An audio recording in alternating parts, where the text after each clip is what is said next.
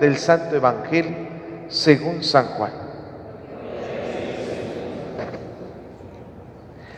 En aquel tiempo llegó Jesús a un pueblo de Samaria, llamado Sicar, cerca del campo que dio Jacob a su hijo José. Allí estaba el pozo de Jacob. Jesús, que venía cansado del camino, se sentó sin más en el brocal del pozo. Era cerca del mediodía.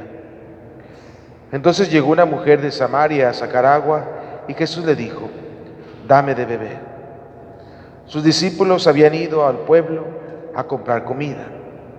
La samaritana le contestó: ¿cómo es que tú, siendo judío, me pides de beber a mí, que soy samaritano? Porque los judíos no tratan a los samaritanos. Jesús le dijo: si conocieras el don de Dios y quién es el que te pide de beber, tú le pedirías a él y él te daría agua viva. La mujer le respondió: Señor, ni siquiera tienes con qué sacar el agua y el pozo es profundo. ¿Con qué vas a darme agua viva? ¿Acaso eres tú más que nuestro padre Jacob, que nos dio este pozo, del que bebieron él, sus hijos y sus ganados? Jesús le contestó: el que bebe de esta agua vuelve a tener sed, pero el que beba del agua que yo le daré, nunca más tendrá sed. El agua que yo le daré se convertirá dentro de él en un manantial capaz de dar la vida eterna. La mujer le dijo: Señor, dame de esa agua para que no vuelva a tener sed ni tenga que venir hasta aquí a sacarla. Él le dijo: ve a llamar a tu marido y vuelve. La mujer le contestó: no tengo marido. Jesús le dijo: tienes razón en decir no tengo marido. Has tenido 5 y el de ahora no es tu marido. En eso has dicho la verdad. La mujer le dijo: Señor, ya veo que eres profeta. Nuestros padres dieron culto en este monte y ustedes dicen que el sitio donde se debe dar culto está en Jerusalén.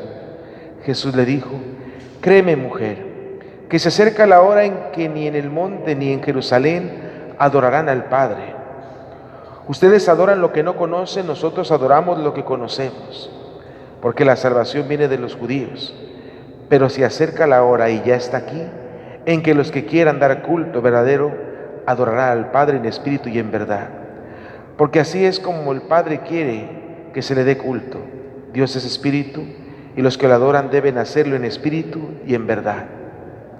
La mujer le dijo: ya sé que va a venir el Mesías, es decir, Cristo. Cuando venga, Él nos dará razón de todo. Jesús le dijo: soy yo el que habla contigo. En esto llegaron los discípulos y se sorprendieron de que estuviera conversando con una mujer. Sin embargo, ninguno le dijo: ¿qué le preguntas o de qué hablas con ella? Entonces la mujer dejó su cántaro, se fue al pueblo y comenzó a decir a la gente: vengan a ver a un hombre que me ha dicho todo lo que he hecho. ¿No será este el Mesías? Salieron del pueblo y se pusieron en camino hacia donde él estaba. Mientras tanto sus discípulos insistían: Maestro, come. Él les dijo: yo tengo por comida un alimento que ustedes no conocen. Los discípulos comentaban entre sí: ¿le habrá traído alguien de comer?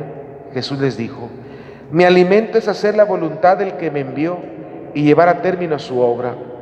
¿Acaso no dicen ustedes que todavía faltan 4 meses para la siega? Pues bien, yo les digo: levanten los ojos y contemplen los campos, que ya están doradas para la siega. Ya el segador recibe su jornal y almacena frutos para la vida eterna. De este modo se alegran por igual el sembrador y el segador. Aquí se cumple el dicho: uno es el que siembra y otro el que cosecha. Yo les envié a cosechar lo que no habían trabajado. Otros trabajaron y ustedes recogieron su fruto. Muchos samaritanos de aquel poblado creyeron en Jesús por el testimonio de la mujer. Me dijo todo lo que yo he hecho. Cuando los samaritanos llegaron a donde él estaba, le rogaban que se quedara con ellos y se quedó allí 2 días. Muchos más creyeron en él al oír su palabra.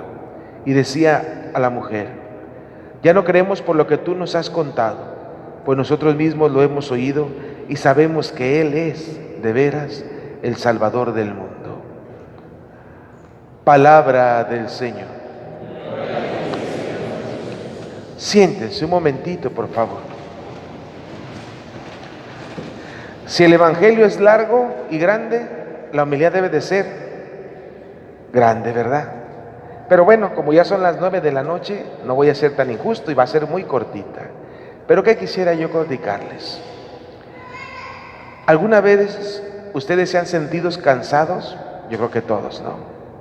¿Alguna vez ustedes han tenido hambre? Por ejemplo, yo después de la misa de 9, como que voy a sentir como hambre de una pizza, por ejemplo, ¿no? ¿Hemos sentido sed? Todos hemos sentido sed. Pero ¿cuántas veces por esta humanidad, nuestra humanidad, del cansancio, o el tener hambre, o el tener sed, cuántas veces por esas cosas dejamos de hacer muchísimas cosas, muchísimas, y cometemos muchísimos errores?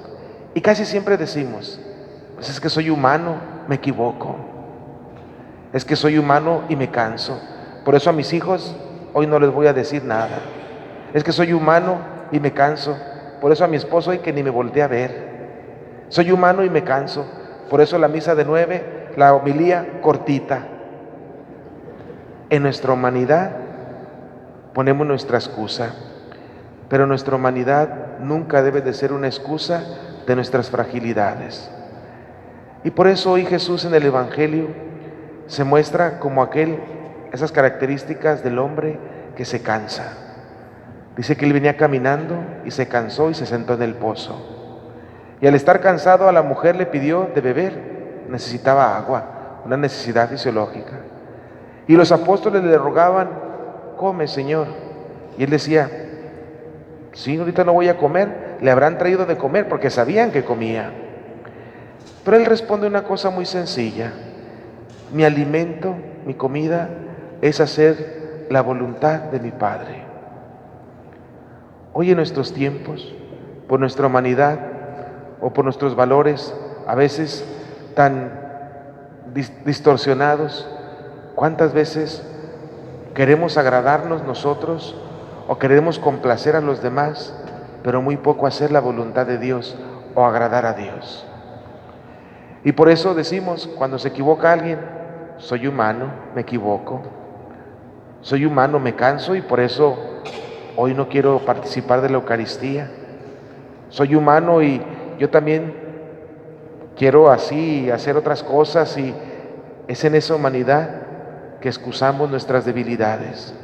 Pero hoy Jesús se muestra como aquel que fue hombre como nosotros, que a pesar de sus mis necesidades, siempre se esforzó por hacer la voluntad de su Padre, hacer la voluntad de Dios.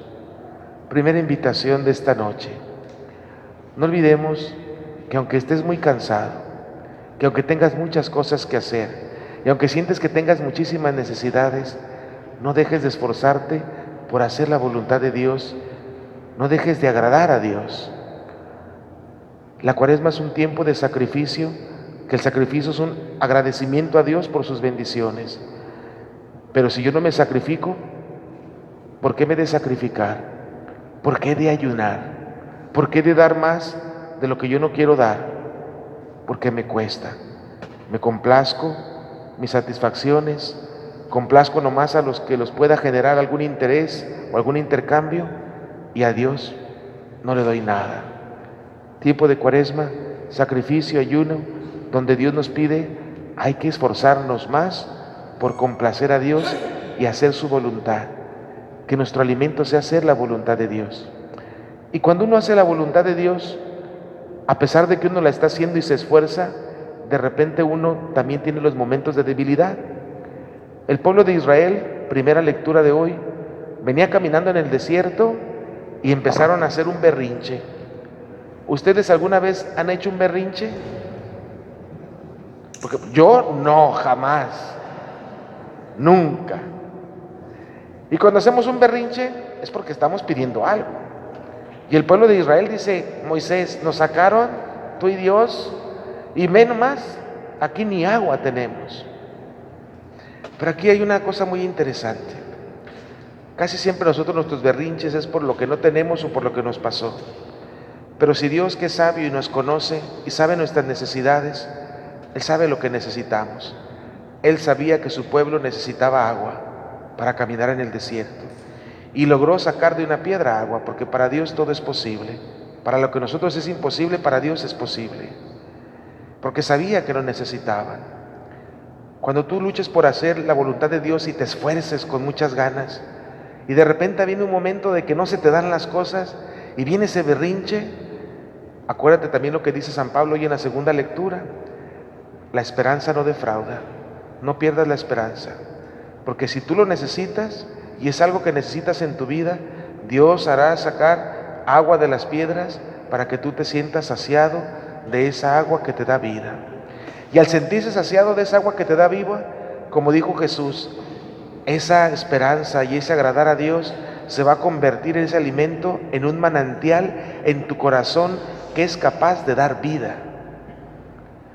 Imagínense, yo muchas veces he tomado agua de manantial, no del Peñafiel, porque yo imagino que he pasado por muchas máquinas, sino del agua que vas en el campo, y de repente me tomaba el agua y era muy fresca en los paseos. Me acuerdo de jovencito en el seminario, bueno, de más jovencito, porque sigo siendo jovencito, y qué rica era esa agua.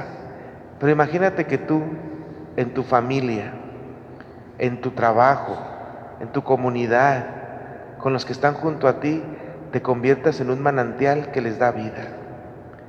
Que vengan angustiados ante ti, tu familia, y que digas: voy con mi mamá, mi papá, mi hermano, mi amigo, con el Padre, porque para mí son como un manantial que me dan vida. Eso se convirtió en la samaritana para su pueblo, en una anunciadora de Jesús que dice: vengan a ver, este hombre me ha dicho todo lo que yo he hecho. Y mucha gente creyó por lo que la samaritana dijo. ¿Cuánta gente puede creer si tú te esfuerzas por hacer la voluntad de Dios?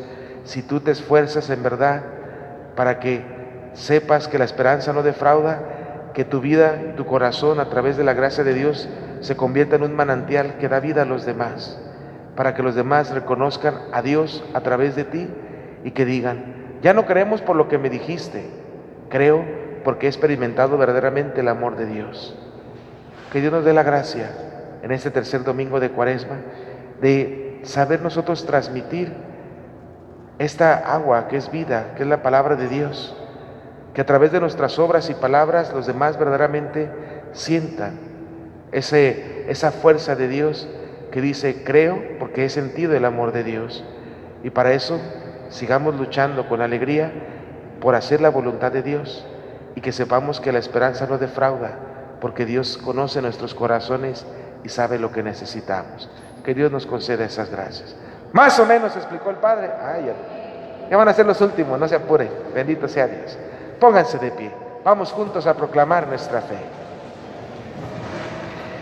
¿Creen ustedes en Dios Padre Todo?